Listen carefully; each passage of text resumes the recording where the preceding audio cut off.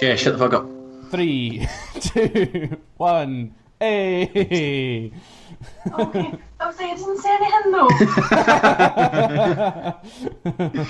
though. Ew. Hi. Good morning, folks. Oh. Morning. Do you think, Ross, we've done some kind of earlier sessions before. Yes. I wager that this is one of the earliest that we've ever sat down to record. I would say so. Not the earliest I've ever sat down to record, because I've done a couple solo ones at like 9 in the morning. Yeah, I've my big session of playing Sniper Elite on my own. I sat down about 10 o'clock in the morning or something to do that. So yeah, definitely not the earliest individually we've sat down, but as a group, I think the earliest. Yeah, probably the earliest. And actually, to be fair, this is probably the closest, like time wise, to when this video will like come out. No, we've done a podcast on a Monday before, I'm sure. Oh no, we've done that a lot. I mean, like we're sitting down at 11 o'clock to record this, but it comes out at 10 o'clock in the morning on the day it releases. Ah, right, okay, So, yeah. like timing wise, like by the 24 It's hour accurate. clock, it's more time accurate. It's also kind of weird to sit down and do this kind of stuff in the morning. I actually feel like I'm hosting a morning radio show. Yeah. Fucking here's Alex with the weather. No, wait, he's not here. Wait. Can you imagine what Alex's weather forecast would be? Bush. Shite. It would literally just be shite. Go on. Or it would be hot as balls. Too bright, too wet. That would be it. That'd be the weather report. That's it. Reminds me of that fucking that cutaway in the Family Guy Star Wars. Space weather. It's just like fucking 2 seconds. It's brilliant. Yeah. Fucking, I wish like real like actual worldly entertainment was more like that. Like I wish like can't wait until someone just shouted at the screen. Yeah, I wish like 24-hour news especially. I wish it was just a bit more fucking random. Like it has to be entertaining in its own right. I just think Fucking, what was it? Was it BBC or was it Sky that in the back of their news program you could see somebody watching porn? That was Sky. Oh, my money would have been on BBC for that one. Yeah. No, that was Sky. You dirty. I love shit like that. It's so funny. I think that's brilliant. It is. Oh, Okay, I want to know what they were watching though. like whether or not Get I the had a plot. specifics. No, just like what kind of quality is it? Because like there's different quality of porn. There's like the shitty homemade stuff. There's the like decent homemade stuff. Shitty homemade, decent homemade. Yeah, big difference too. Where are we on the porn like quality category? Like if we were You on it, but we haven't shot a porn. No, but I mean like if you're to convert our videos into the porn category scale, are we decent homemade?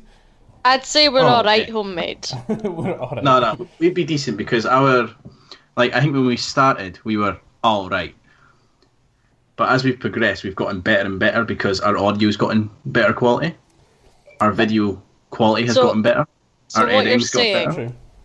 so what you're saying basically is that our videos are porn to people's ears. Yeah, Sure. I'll say that. Get off my voices, bitch. Yeah, I definitely think that's a big difference that you notice. Even just like going into this year, videos wise, that like our like audio quality has improved quite a bit. And the amount of time I actually spend working on just the audio portion of stuff has improved quite a lot as well. Yeah. I think it's because in a lot of ways I feel like we have more time at the moment. Like I feel like I have a lot less free time than ever before at the moment, but I definitely feel like we have more time to like record and edit stuff Badger and Pals wise. Well, that's just because we've got so much sitting. Yeah, exactly. But like, I quite like that we've got that because it means that we can constantly keep that amount of stuff on the channel. Mm-hmm. See, what I've found is that when we first started, we did the very typical thing of like when we were editing and like we had to like do a transition from like say a title screen to the actual video. Mm. You and I both went to this like the built-in editors like transitions. We never like did any of our own or just left it to switch. Mm-hmm. We always did like the thing where like it'd be like a page turning or like something like that. Oh yeah, we did like the really fucking stock fucking transition shit. Yeah, we don't do that anymore. No, we don't. But I think that's mainly because like when you actually kind of look at what content's out there, nobody really does transitions like that. It's pretty like it's hard cuts or it's custom made transitions, and we do some of both now. Mm-hmm. So yeah, well, me and Shauni resurrected an old series yesterday. Yeah. Yeah, we are going to bring back Badger versus Pals. Alright, what did you play? We played GeoGuessr, which is the little online game where it just puts you on a Google Street View somewhere random throughout the world. That's great fun. I used to play that at work. It is brilliant. So we had a game of that. Shauni won. Spoilers. You know. Yeah. But we'll be putting that out at some point. But we've made a board for it. And because originally me and Shauni were just talking about playing some of these games, and I was just like, oh, it would be good to actually do it as like more than just playing some random online games.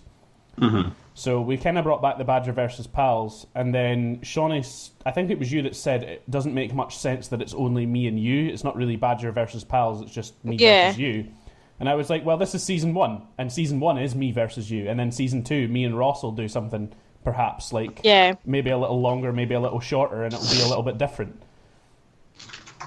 You know, or something like that. Especially because like after we get through the games that we've actually got on our list already, Shauni, I reckon the board's going to be pretty full. So even if season 2 is just a refresh of the board and still just stays between me and you, I think it'll still work pretty well.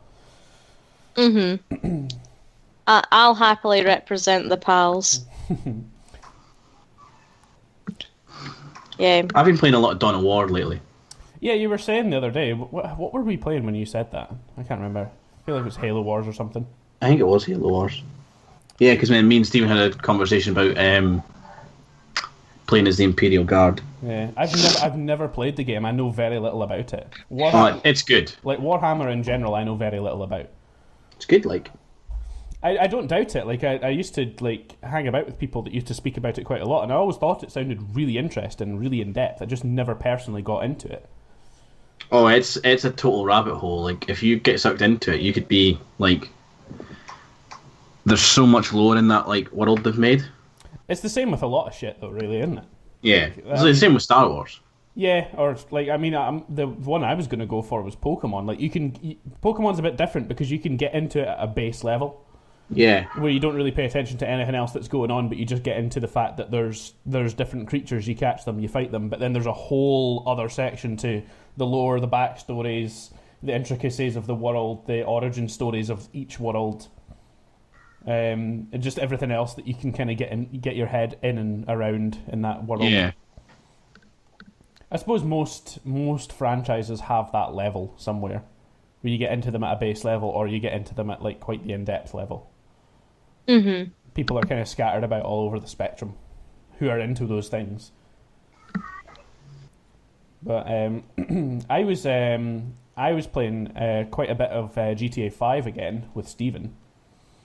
Yeah, I saw that. We kind of got lucky, like the day that we were both kind of free, that we were just trying to do stuff with like the new bunker that they brought out. So I was starting to play around with that a lot more, and was trying just to get other stuff kind of working with it, and doing some of the missions and other things that were involved. Yeah. Basically just because I just really wanted to kind of actually use it now that it was there, because I figured it was a good way to make money. It's not as good for making money as the import-export. That's still the best. in terms Right, of, okay. in terms of free roam making money. But it is quite good because what I found that when I actually got everything, the initial setup of the bunker done, which probably took me about 2 or 3 hours to get the kind of initial parts of it all set up and get stuff working the way I wanted it.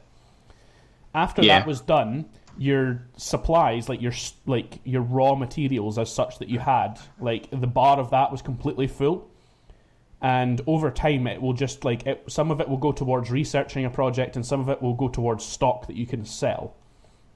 Right, You can change that around. You can change to focus solely on research or solely on stock. I've got both because I want to unlock the rocket launcher upgrade for the bike that can fly. And so that's my research project that I'm working on. So I'm kind of doing both at the moment.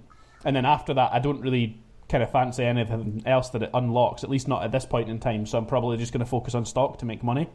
But at that point, I was kind of like, right, okay, my supplies are full.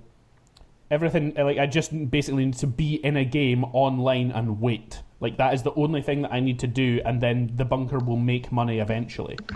Well, just sit and wait. Just sit and wait. Like, that's all that you need to do. When that supply bar's full, it just converts slowly over time into stock and resources. Or research, sorry. So, I was kind of like, right, okay, so I've spent about 2 hours doing this. Now I don't actually need to do anything. Now it will just make money while I'm actually playing GTA Online. And that works even when you're not in that game. So like you can go off and play like a race playlist and then come back and deal with your stock and your research and stuff for a bit. So that's pretty cool. So could you set the stock up to make you money and then go and do the import-export shit? That's exactly what I did. That's exactly what you did. That's exactly what I did. Because you have to be a CEO or a motorcycle club head to run the bunker anyway, because I always choose to be the CEO because it just kind of works a little bit better. Yeah. Because I always choose to do that, after we'd done some resupply stuff and got the bunker up to that scratch, I was just like, there's nothing really that I can do here, and I need to buy the mobile command center before I can do any of the missions that I'm unlocking by doing, like, you know, the actual supply runs. Mm-hmm. Same with the import-export. You unlock missions by collecting cars, and then by doing the missions, you discount the cars. And it's the same for the bunker stuff. You unlock missions by doing supply missions, but you need the mobile command center to play those missions, and then when you do the missions, you unlock trade prices for a lot of the new stuff.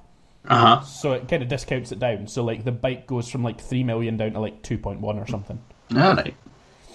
And stuff like that. But like what I kind of got to at that point, I was just like, well, this is just making money at this point. So I went off and did a lot of the import-export stuff, and I found that I could probably do about 3 or 4 cars, like collecting them just on my own and getting them back to my garage, and then I could go and sell one, like a top range one that would net me about 160,000. And then I could come back to the garage, or go back to the office even rather, and go and source another like 2 or 3 cars, and then I would sell another top range one again another 160,000, you know, about 300 plus thousand up at this point, and then I would go back to my bunker, and it was about at that kind of stage where the bunker was needing supplies again, so I would just go and run a couple of supply missions and then go back to doing the cars. And it was just like kind of like a rotation of all those things. And I found that you could, like, I mean, I started that session with about 400,000 and I left with just over 1 million. Nice. And it was just a repetition of, like, literally we played the game for probably about 6 hours in total that day. And it was all just a repetition of going and doing a couple of supply missions, setting up stuff at the bunker, then leaving to go and do the import-export stuff. And every 3 or 4 cars, you could, you know, your timer had reset so you could sell a car. Yeah. And even if you just sold one on your own, for like the maximum amount, like if you sold a top range one with the best investments in it, you could make 160,000 every time. Or there or thereabout, depending on how much NPC trouble and like stuff you had. But again, me and Stephen got really lucky. We were in a session on our own all the time. Right, so you did the wee glitch where if you're in different CEO parties, no NPCs come for you. Exactly, yeah. Like Stephen was busy working on his bunker stuff and his import-export stuff, and I was doing the same. But we always seemed to be in like swapped positions. Like, whenever he was dealing with bunker stuff, I seemed to be down in the city doing the import-export. And then when I was done with that, it was almost like we naturally switched. And he would come back down to the city to do some stuff at his office, and I would then go back up to my bunker. Well, that's good timing then. It was pretty good timing because even though we wouldn't have fucked with each other anyway, we were completely out of each other's ways. And it just worked pretty well. But I reckon that's probably one of the best ways to make money if you've got all those things like set up. Yeah. See, I need to start getting some money for the gun running stuff because I want the planes. Yeah, well, is that going to be part of the gun run? Is that going to be an extension, or is that going to be something totally separate? I don't know, because it's the Smugglers Run stuff. Because we reckon the hangar would be completely separate again, because the import-export, there's like your office and your assistant and stuff like that are the kind of characters that deal with that. And the bunker is that agent guy from is it the FIB he's in? Yeah. The game? Is that agent? The really douchey one. The really douchey agent guy, yeah. He's the guy that is the NPC that kind of deals with, like, he phones you all the time to deal with stuff with the bunker. And it looks like, from the trailer, it looks like it's going to be Ron from, like, Trevor's crew that's going to be dealing with the hangar. So, again, I feel like it's different enough that it's going to be something completely separate. Well, see, that's fine, because I don't have the bunker at the minute. I've been saving up to get the bunker. Mm-hmm. I think I'd much rather have the hangar. Oh, if I knew like what was coming, I think I would probably agree with you, Ross, and I would probably have the hangar over the bunker. Because how long have I been asking for more planes in that game? Yeah, a long and time. And they're finally doing it. I will quite happily invest in the hangar also, most likely, because it's one of those things where if the bunker and the import-export / the CEO stuff can all work as a kind of trifecta together anyway, and basically within a free roam session you can just be doing one of like 3 different things all within the same session without any loading, without any disbanding of anything, and just constantly be making money through doing these little things. I reckon if the hangar is anything similar, then you're going to have a very similar experience again, where you'll probably have various bits and pieces and missions to do for the hangar that will also make you money, and I reckon it'll also be very free roam focused. Yeah. Because that's what it looks like it's all about from the trailers. Well, it's what they keep pushing is free roam for some reason. Yeah, but then I can kind of understand that though, because the most popular thing in GTA still to date, no matter what they've brought out game mode wise, is still just fucking around in free roam. That is the most popular thing. People like the new stuff in the free roam because it gives them more things to fuck around with. Yeah, that's true. Like, my first investment, like, going forward is going to be to get the bike that can fly, the Oppressor, as the wings in the jet. I really want that. I just think it looks so fucking cool. See, for ages I wanted the yacht, but then looking at it now, I feel like the yacht's kind of just a waste of money. Yeah, it really is a waste of money. Like, it is there for show. Yeah, I think... However, it is pretty awesome to have. It used to have some sort of like initial purposes when it first came out. It had no purpose when it first came out. No, at all. It had some initial purposes because there was a couple of things that used to be more CEO based, that some of the stuff you needed the yacht for, but now you don't. There was game types like Capture the Yacht. You had to board somebody's yacht and things in free mode. Yeah, but then they took a lot of that kind of out because there wasn't a huge amount of people that invested in the yachts, and the people that did kind of felt like they'd been cheated out of stuff. Yeah. And so at this point, it is pretty much a thing for show. Like, there's not a huge amount that you can do with it. As far as I'm aware, anyway, like, for all the time that we've spent online, Shauni, you have the yacht. We very rarely spend time on it unless we're just chilling out. Yeah, the only time we ever use the yacht is just for trying to, like, land planes on it. Yeah, pretty much. For a laugh. We just kind of fuck around with it more than anything else, which is the same as pretty much anything else in the game. It's just there to be fucked around with. Which is why I think I probably like GTA so fucking much. It just appeals to my nature of just wanting to fuck around and not do anything too serious in a game. Mm-hmm. But yeah, I've really been enjoying actually kind of just going back and just trying to make a bit of progress and some just general GTA Online stuff, because I felt like for fucking ever I just wasn't actually making any money in that game, and there just seemed to be more and more things that you were supposed to be buying and supposed to be having money for. Yeah. We need to go back to doing heists. Yeah, we need to... Yeah. Ideally, we need to get the Criminal Mastermind challenge done. Yeah, that's a video. That would absolutely be enough money. But I think it was quite interesting when we were actually like getting together semi-regularly to do that. Like, I would quite like if we could get together a bit more regularly again, especially before we all get too busy again. Just to get some good practice in. Because ultimately, actually, I think it was going pretty well. There was a couple of times we failed that wouldn't have ruined the challenge for us. Yeah, because like cars blew up or something like that. Yeah, and there's only a few things that we need to. There's only a few things that we need to actually kind of practice.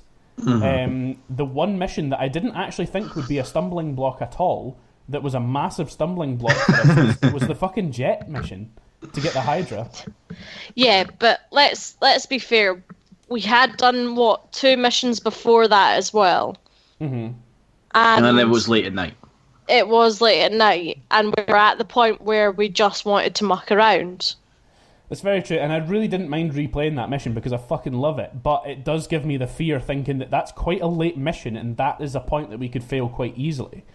Because it wasn't even like a massive, massive deal of what anybody did, but it's just that, like, I'm pretty sure Stephen crashed into you at one point, Ross. You straight up crashed into planes a couple of times just pulling stupid manoeuvres to try and look cool. Me, for once, didn't do anything. I like to fly. I like to be cool when I fly. But it's just stuff like that. Like, if that's going to be a main stumbling block, like me and Stephen talked about it the other night as well, and we were saying about the one where you steal the convoy in the final heist. Like, we've got that coming up really soon, like when we go back to it, and that's a fucking really easy mission when you know how to do it, and we have always done it wrong. We've always thought that we were trying to break the game by doing it a very particular way, and we've actually made life so difficult for ourselves because I watched a guide on how to make it really easy, and it is fucking stupidly easy when you know how to do it. And like, now that I know that, I'm genuinely not even worried slightly about that mission because I think it is going to be genuinely dead easy. The other one that is going to be the big stumbling block, like most, notably, is the actual final heist. Like, I don't think I've ever done the final heist at all. I think you have, but it's one of those ones that is going to be really, really bad because of the crew that we've chosen. Shauni and Stephen, I'm not going to say are bad on the bikes. I just don't think they're confident enough on the bike. I'm going to disagree with you there. I am better on a bike than I am in a car. Well, yes, you definitely crash bikes less, but there's still that sort of, like, you still maybe hold back a little bit too much. But I've also watched how Achievement Hunter did their final heist, and I actually think the way they did it made a lot of sense too. Because I don't know if you watched that finale, Ross. I did. But essentially what they did was they actually did follow the line. We always try and go off track because we kind of imagine that it makes it easier, and it doesn't. It does if you're in the Kuruma. But the Kuruma doesn't work anymore. No, so we can't do that. We can't do that, so we have to rely on the bikes. They took all 4 bikes, whereas sometimes we would only take 2, because we could have one person shooting and one person steering. Yeah. Because that then just individualizes the actions that you need to pull off in that final heist, and you've got much less room for failure if there's, one person doing each thing. Mm-hmm. You can also have one person constantly on a 360-degree tilt looking for stuff to shoot. But I actually really paid close attention to what exactly they did. And a lot of what they were doing was to drive quick but not at max speed. They never used the boost, and they didn't actually shoot much at all. No, the only time they ever shot was when they had fallen off the bike. Yeah, and that was like right at the end when they got a little bit like hounded in the canyon, which will happen. Like, that just will happen. And what P's and Q's open. Yeah, and that actually worked really, really well because what we've always found was the issue was not necessarily the cops ramming us off bikes. That was partly the issue when you were trying to go maximum speed and use the boost a lot. You would fall off the bike and fall and die immediately because you're just travelling so fast. But when you're about 3/4 speed, the fall that you induce even at that kind of speed is not going to kill you. And then we've also got, like, if you're not shooting, the one thing that sets the NPC cars off, going all sorts of different directions and crashing into you and cutting you off and everything, is when they hear bullets. Like, the NPCs go fucking crazy when they hear bullets. Yeah, they do. Or see bullets, or a stray bullet hits their car. So if you're constantly, like, trying to take pot shots at the cops, it's making all the NPCs swerve fucking everywhere to try and get away from it. Because, like, they know that the guy on the bike with a Uzi fucking coming towards them is going to go past them if they just keep driving straight. But in the AI's mind, as soon as they see those bullets, they're like, oh, it's in front of me, and they'd, like, swerve across in front of you to turn completely around to drive away from it. Yeah.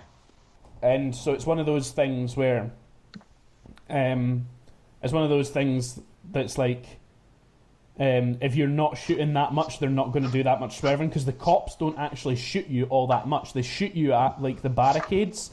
They try and take some pot shots. But because you're on the bike, a lot of the time they're just trying to kind of ram you and cut you off. Because they know they can knock you off. So I think, like, in a lot of ways, we've always tried to kind of cheat that last mission in a broken kind of way as well. So it would be particularly good for us to just, you know, I would definitely like to run through it once more. And obviously when we go for the real attempt, we have to make it videos. But it's one of those where there's a lot of things that I've learned from watching a lot of different guides and a lot of different people achieve that challenge. That I genuinely believe it. It's totally possible, and a lot of the stuff that we normally do, trying to make things easy for ourselves, is actually making life harder. It's making it a lot harder. Like, there's some stuff that we do that's totally bang on. Like, when we did the other heist, what's the one where you go into the lab and stuff? Do you know the one I'm on about? Humane Labs one. Yeah. The combination, like, of you and Shauni being on the outside dealing with the helicopters the way that we did at that time, that worked staggeringly well. That was brilliant. I did not expect it to go that flawlessly. I genuinely wasn't that worried at all. We did have a couple of close calls once we got in the chopper, but I think that's kind of unavoidable. I think it's just something that, you know, we'll have to kind of deal with as it comes. There's nothing really you can do there, because you have to be in the chopper. You have to be. And the NPC choppers don't spawn until you're in the chopper. So yeah, exactly. And then you can't really get back out of the chopper because it fails you for that. Exactly. So it's definitely a difficult one. I mean, it's something that we can improve on, because I'm pretty sure we left Shauni in the chopper the whole time, right? Yeah. And it's something we can improve on quite simply just by, like, having a bit more time with the game and letting Shauni have a lot more time playing around with helicopters, even just in free roam. Yeah. Yeah. Because that's something dead easy. Like, if we've all got stuff to go and do in free roam, like, I mean, Shauni can do her own CEO stuff, or she can, like, jump in with one of us to just, like, generate money slowly, while she basically just moves between... Mucks about in a helicopter. Yeah, while you just move between, like, airports, grabbing different helicopters, playing around with them, getting a good feel for all the different ones, and then trying, like, other bits and pieces, like trying to fit them through, like, tighter gaps and flying them round about in the city and stuff like that, and just practicing, because even though you're kind of going to probably feel a bit uncomfortable doing it at first, once you've kind of got into the rhythm of doing it anyway, like, whether you fail or succeed, you'll be a lot more comfortable. Yeah. Especially because, like, at that point, the only issue that we have is you just need to be able to fly well enough to keep the chopper that we're firing at dead fucking center in front of us. That's all we need. Like, we got really lucky when we did that one, because there was a couple of times that we might have died. I remember shooting a missile out of the air with a minigun, and I also remember pegging one of the pilots with a minigun. Yeah. Which took down one of the choppers for us, which was really fucking lucky, because we were fucking ball hairs away from death. Like, it really could have went south really badly at that point. Yeah, I remember the helicopter taking a few hits. Yeah, it did. And I'm really surprised that it actually took those hits as well, because, like, I remember playing around with that mission quite a few times before, and I'm sure, like, an odd stray rocket can just fucking fuck you straight away. Oh, yeah. Like, I'm surprised that we actually took... Like, I think we actually took 2 rockets. And I was like, how the fuck are we still in the air? I think we took two, but one detonated close to the helicopter. Didn't actually directly hit it. That's true, yeah, which is a big, big difference. One of them did directly hit it, but it also hit the underneath of the helicopter, which I always think if you're going to like hit a helicopter fucking anywhere, it's going to do a load of damage with a missile. But in GTA logic, I suppose that's further away from the cockpit and further away from the blades, and it seemed to do a little bit less damage by hitting there. So I think we got pretty fucking lucky. But yeah, we've got a lot still to do in that game. But I had a lot of fun going back and just mucking around in free roam, and I genuinely want to do it a lot more. Let's just go back and do that, because I was like, that was just one day of doing that stuff in free roam. And yeah, I'd like to go back to it as well. And I got a fuck ton of money. Like, there's no denying I made a lot of money from doing that. And I haven't played GT in ages. I need to get back to it. You do, and for you especially, Shauni, you could benefit, especially for when it comes to doing the heist, you could benefit from leveling up and unlocking some more weapons. Yeah. Because you're definitively the lowest level. Yeah. Like, what level are you in GTA? Do you remember? Like 48. Oh no, I'm in the 50s somewhere 50s, now. Yeah. I forgot to take into account the last time we actually did the heist, so I leveled up quite a bit then. It's just one of those things, like, I suppose I kind of forget about it because, like, me, you, and Stephen, especially Ross, we played GTA so much early on that we were always kind of over-leveled for stuff, but we just have never had the money.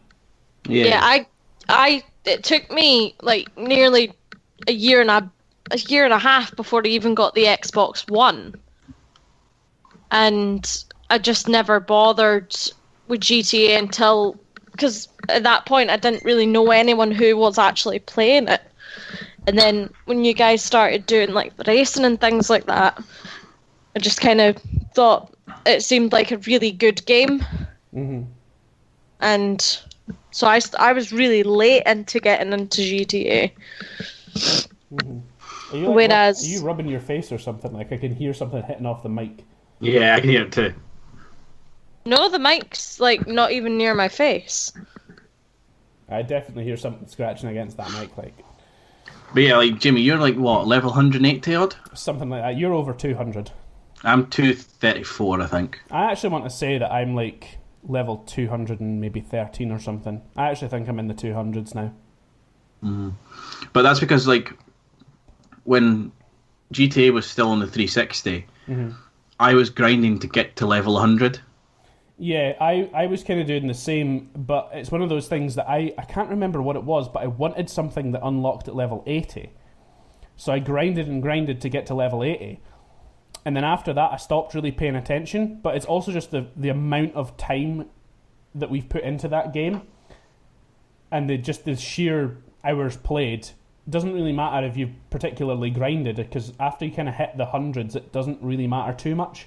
Yeah. Because you've kind of got pretty much everything. I think 120 is now the level that you need to be to get everything unlocked, right? Yeah, 120 for the minigun. Yeah, and that's basically the last thing that you'll unlock through leveling up anyway. But it's just the sheer amount of time played in that game has just like rocketed my level through. Like, I remember at one point, like, I'm pretty sure we captured some game footage from it like fucking ages ago. And I remember stumbling back across that footage like kind of recently and actually thinking, fuck, that was only like last September or something I captured this, and I was level 130. And now I'm like closer to the 200s, and I've not even been paying attention to how much I've leveled up. Yeah. Like, it's just mental, like, how... Well, it's like if you look back and look at the original tests we did for BAPS. Mm-hmm. Remember we did the heists? Oh yeah, because they're still sitting on my channel. And that's 360 gameplay as well. Yeah. That's like... I'm pretty sure I was like level 80 when we did that. Yeah, I feel like I was in the 60s or something at that point. Yeah, because I remember I was the only one that had an aeroplane. I had the Cuban. The one with like the two propellers. Yeah, yeah. We made a point of like having that in the heist. There's so, like, the game's been out for so long and so many little things have changed. There was one big change that I noticed massively when we went to the Xbox One that I still don't like, and I wish they would change back again. But it's the fence around the airport, like the Los Angeles International. It's for some reason fucking indestructible on the Xbox One version, but on the 360 you could plough through it. So maybe that the 360 didn't have the processing power to do like ragdoll physics and things off it. Maybe. I always think about it like the 360 maybe didn't have enough differentiating power to allow them to create a fence that was indestructible in one location but was completely destructible in another. So they just made the destructible fences all round. Maybe. Whereas, like, more realistically, I suppose an airport fence would be exceptionally fucking, like, hardcore. But it still doesn't explain why it's that fucking indestructible. Like, because I remember quite a lot of times especially because you muck around at the airport so much, it's just like a fucking haven for playing around with stuff, is the airport. And you muck around with it so much in that game. Like, I remember a lot of the times that we would die in the airport, especially on the 360 version. They fixed that more with the 1, and maybe that's why the fence is indestructible now. But on the 360 version, if you died in the airport, quite often you would just spawn at the other side of the fence, like close to where you died. And that used to be dead annoying, but after you unlocked the sticky bombs, you could just like throw one on the fence, run away, and then blow up the fence and walk in. Mm-hmm. Whereas like now you would have to walk all the way around and get in the main gate again, which is like completely fucking annoying. But at the same time, you now spawn outside the main gate. You always now spawn outside, like at the terminal, which is annoying in its own right, but is a bit easier to make it to let you get in and out. I still just don't understand why it's indestructible now. I just don't understand that. I don't feel like it should be. I understand the military base fence being near indestructible. That makes perfect sense to me. And there's also not a huge amount of point for you to try and muck around in there for an extended period of time because you can't fucking survive in there for all that long. But I've got a good few things that I want to do with the rocket bike once I unlock that. Like, I want to rocket into the military base using it, and then I also want to like fly out of that, like after a chase scene through it. Just so much comedy. I was debating with Stephen whether or not it was going to be worth me buying the mobile command center. Yeah, I do want to do the missions that are involved with that DLC, and I do want to have a really cool mobile command center because I think it's just a really cool thing to have anyway. But the one thing that I just really can't get over is the fact that to actually get one that's serviceable, like that you would actually use, you need to spend close to 3 million on it. And at that point, I'm just kind of like, what the fuck is the point in buying this fucking truck? But then that could be something that you do once we've finished Mastermind. Yeah, absolutely. Because like, you're going to get a fortune from that. Yeah, there's so many things that I would do in the game after I've got the Criminal Masterminds thing. Like, to be fair, I would almost spend all of the money from Criminal Masterminds immediately. Because I have 3 things on my to-buy list that altogether are close to the 10 million that I need. And in my mind, that is ridiculous, but fucking necessary. Remember, we're still gonna make more than 10 million. Because you've got what you make at the beginning. Yeah, you've got the actual takings. You've got the actual takings from it as well, but still, that's not going to be a huge amount in comparison to. Still some extra though. Yeah, definitely, but it's still gonna. My point being, if we got Criminal Masterminds, I still would be about the same amount of money. Because if I had that much money to burn, I would buy the Oppressor bike, fully upgraded mobile command center, and the Knight Rider car. Like, 3 things that I would buy straight away, and altogether, that comes to like 9.8 million or something. Because I worked that out, and I was just like, holy shit! Even with finishing Criminal Masterminds, I would still only be getting like 200,000 from it, essentially, after buying all those things. But I would have a lot of new cool stuff. Exactly, it's new stuff to play around with. But it's still like absolutely fucking crazy to think that stuff is just so fucking expensive in that game. To like have a near impossible challenge, still not be able to buy you everything. Yeah. But then there's also the people that like, I mean, because I have been in a lot of like, especially when you are in free roam a bit more and you have to be online, which still fucking annoys me. You do see a lot of people that are up at level like 600, 700 odd. They've got absolutely everything, and they're at the point now where they just kind of play the game to muck around, even at this stage with everything that there is to do.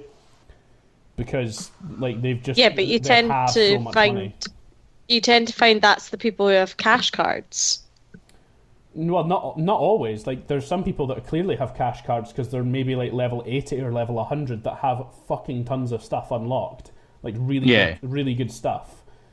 Like me with my yacht. Like you with your yacht, exactly. Like it's quite clearly been a cash card thing. But like when you're talking about people that are level 700 and have all this stuff, they might have had cash cards at one point, but for the most part, they have earned everything that they've actually got because they're also such a fucking high level. They just kind of have to have made that much money as well. Like, I don't think there's any way to level up to that degree without making at least a really decent amount of money. Yeah. Like I don't know like if there's a particularly best way to do it. I mean, guaranteed like one of the best money makers is when like race playlists, racing maps or the stunt maps go on double XP and double cash.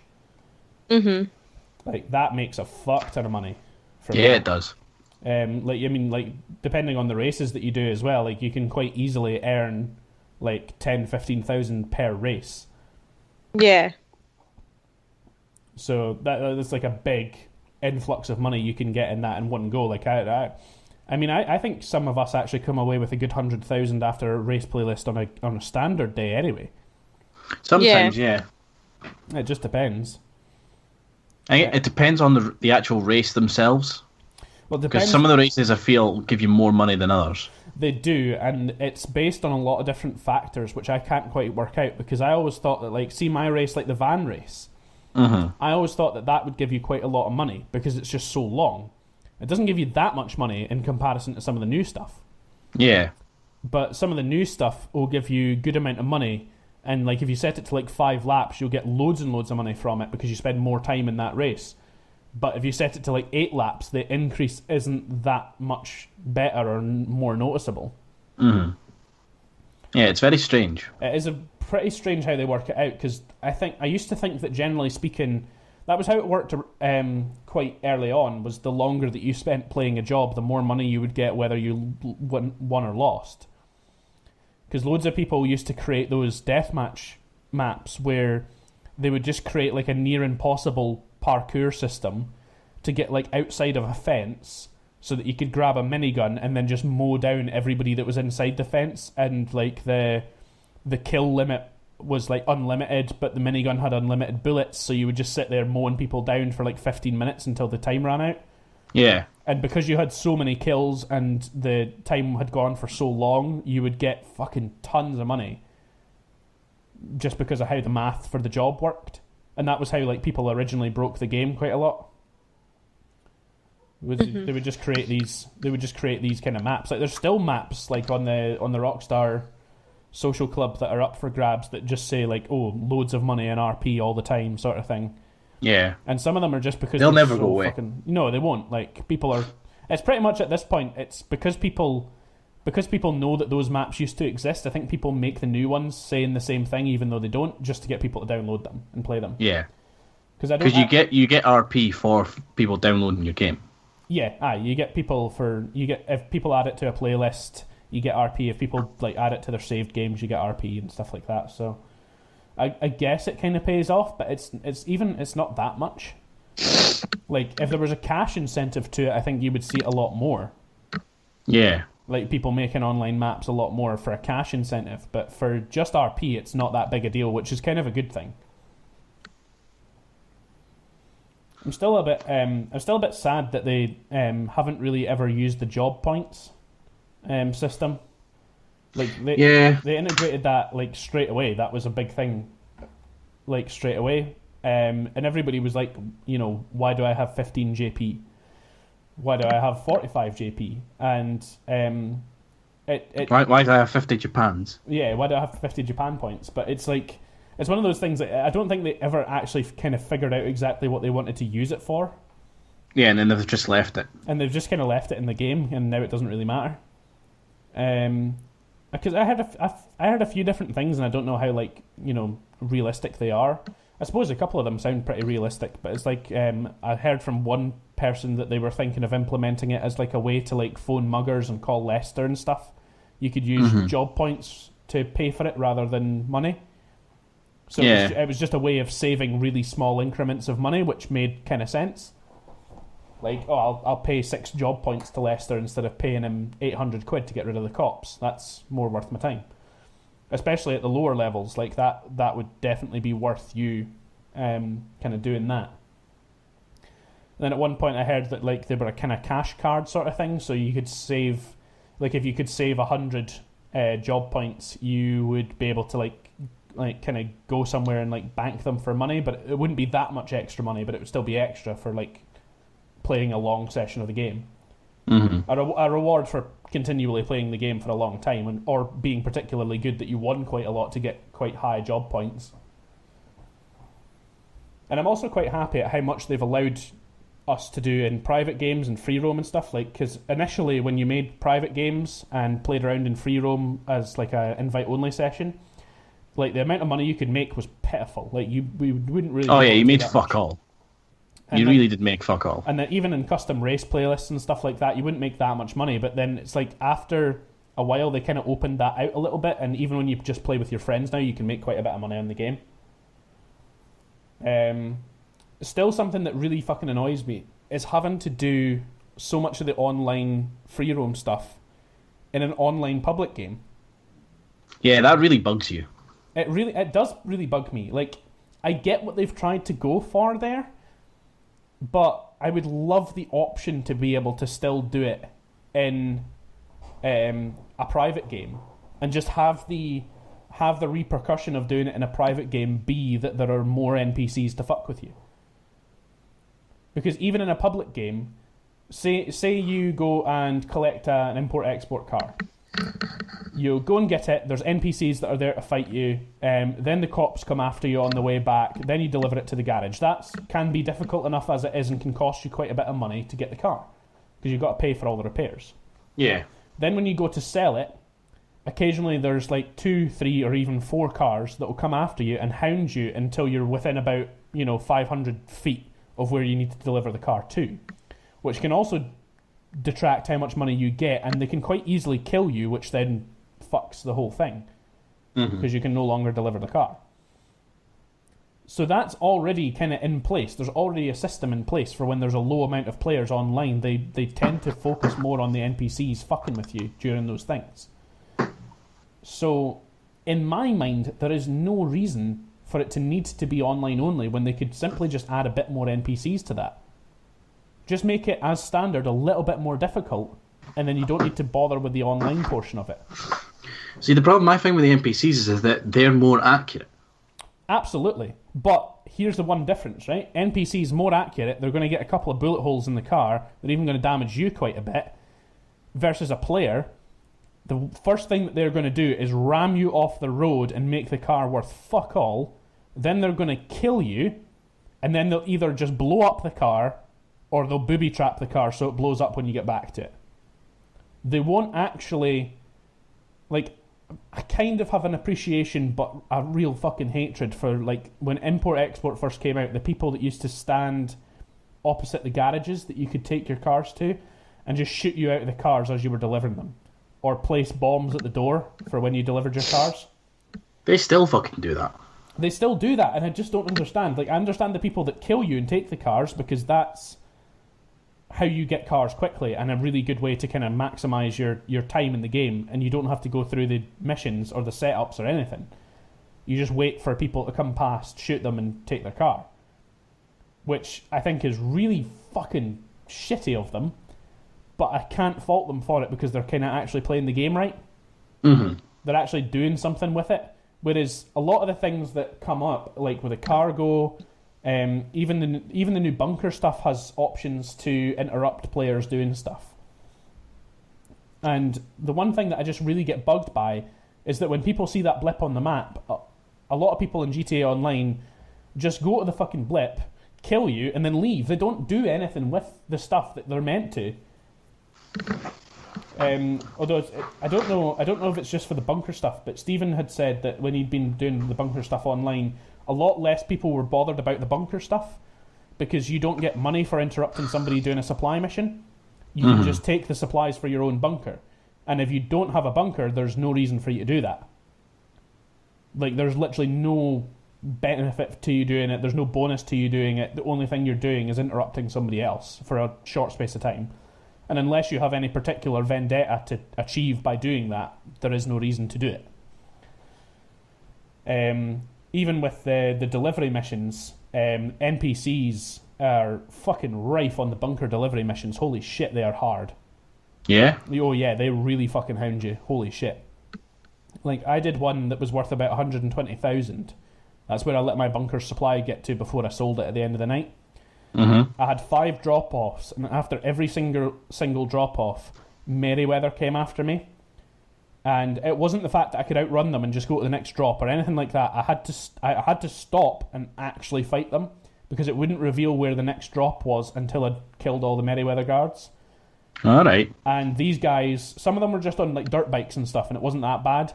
Some of them were just in like little army jeeps, again, not too bad. But almost every single time there was at least 2 insurgents with people on the turrets. And that's a bit hardcore. That was fucking hardcore.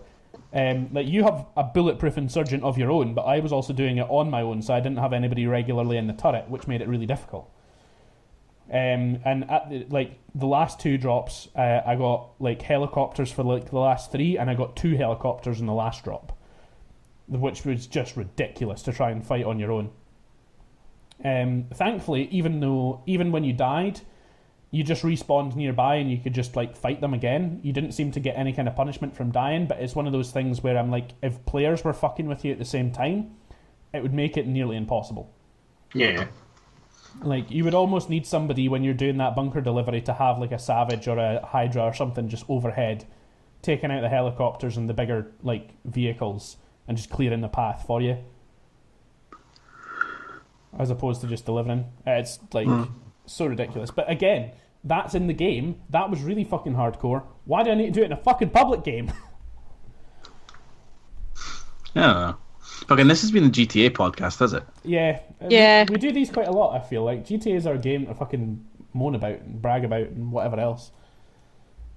It's so such good. an all-round game, though. Well, it's got appeal for everybody. It's got appeal for people that like kind of like more creative game modes. It's got ones that just like racing, ones that are just deathmatch, ones that are just fuck around essentially. You know, there's so many different types of game modes and things that you can do with those game modes that appeal to so many different people. And some stuff that's just chaos, like your fucking whatever you fucking call it that we haven't played for ages, Ross. Orange soda. Orange soda, yeah, fuck's sake. We haven't played that for ages, but it's so good. I have never actually played Orange Soda. No, you have. Yeah, you definitely I haven't. No, you You definitely have, but you've never played it as a member of a team. Like, you've never contributed. You've been there, and you've done your own thing, but you've never actually been part of it. Same with Erin. Erin's like that. Yeah, like, both you and Erin do exactly the same thing. You get in the jet or the truck initially, but after you've died for the first time, you try a little bit to kind of get back in the game, but then you can just kind of give up with it because you kind of find it's too much carnage or too haywire for you to kind of keep up with. And then you just end up either flying about or driving about for a bit. Sometimes you'll come back and sometimes you'll not, but ultimately you kind of go away from where the mainstay of the game is. And then I get really annoyed because you two always end up on my team because I'm the highest level, and it always puts me with the lowest levels, which is you two. And then it ends up putting Steven, Alex, and Jamie on a team who all know what they're doing, so it's 1 versus 3. Having you versus the 3 of us is fucking hilarious, though. You just try so hard. And the thing is, you manage to stop us so well, just like on your own. Yeah, no, it's because I want to win. I keep telling Steven off in that game because every now and then when you're out of a jet and on the ground and trying to get the fucking package, he's trying to run you over or gun you down, and I'm like, no! Don't shoot him, he gets a jet! And then like it was that time that you had the package and you drove off the bridge and I shot you. So like the package was in a really awkward place to get to. Yeah, it was. And I just kept spawning so quickly that every time I spawned, I'd basically nosedive straight down on top of the package. And it would either be one of you three would be going to get it and I'd kill you. And by the time the next person was away to run for it, I'd respawn and was doing my nosedive again. Yeah. And I think I kept you there for like 10 minutes, just constantly repeating that. Because you spawn in the jet, though, like GTA does this thing where it doesn't quite know how to handle that many jets on screen. So every now and then when you nosedive it, it doesn't blow up, it just sits there. Yeah. The best thing, though, is when it does that and your guns end up pointed at the package. Yeah. Because you just hold down the button, you don't have to do anything else. You just wait until somebody shoots you out of the cockpit. Yeah. And then but you then get you get another the jet anyway. And you can nosedive down, blow up that old one and do the same again. Exactly. I just love when the package is encased in the rubble of trucks and jets and you just can't go anywhere but to near find it. It's like somebody hiding in one of them fucking children's ball pools. Yeah, it is. Like you're just like, where is it? I've still got that clip, Jamie, of when we did it as part of the RT Extra live stream. Oh yeah, that was so good. When you were like maybe 100 meters away from the drop off point. Mm-hmm. You drove off the freeway and took a left turn under the bridge. I came down to get you. Mm-hmm. You turned just before I was able to shoot you. So I bank off the ground, up, hard left, cut my engine, and then I just fall on top of you as I'm shooting and kill you. That was actually a really good bit. Did you hear what Jack Patillo said about that bit? No, I didn't. Because we'd kind of we'd gotten past our slot, and then that's when everybody kind of quietened down and slowed down a little bit. And one person went to go and watch the stream to and scrolled back a bit to see what he said about it, because he would obviously round up what just happened, and then move on to who was going to stream next and what they were going to do. And when ours wrapped up, he just said, "All right. Well, that was a lot of jets, a lot of explosions, and some thick accents." Oh, but I was kind of hoping they'd want to play it, to be honest. I based it off of Chopper versus Chopper. Yeah, I remember you doing that, and there was another game that they made that was quite similar, but didn't quite have the intensity. I don't know. What was that? They did do something really similar. Anyway, we're actually coming up on time. Holy shit! Been a lot of GTA. A lot of GTA talking. I want to quickly mention the games for gold for September, because this is going to come out at the prime time to advertise all of them. And we've got a fucking great selection of games with gold for September. We've got Forza 5, which is free for the entirety of September, which I think is mental. I never expected a game like that to go free. We've got Oxen free, which I've never heard of, but actually seems it looks pretty good. It looks pretty good, and the story seems like it would be pretty good. So it's free from the 16th of September.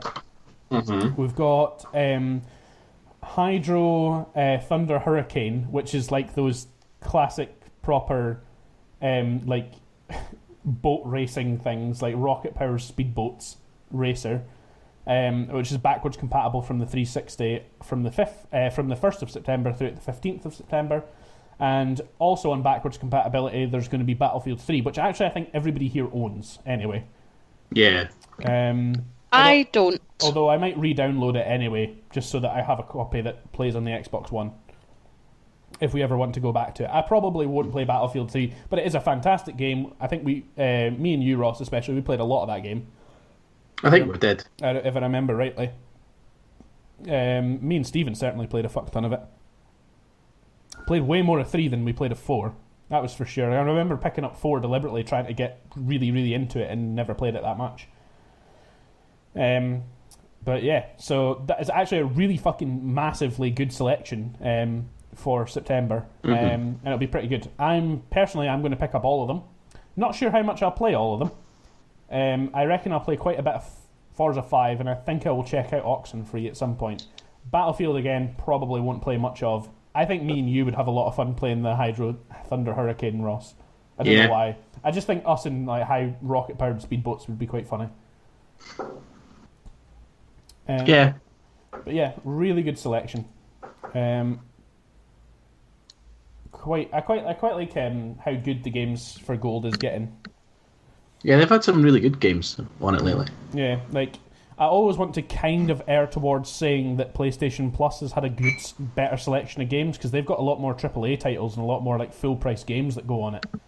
Whereas the Xbox seems to be more. They always seem to be a little bit more geared towards like the kind of more arcadey titles or the shorter games.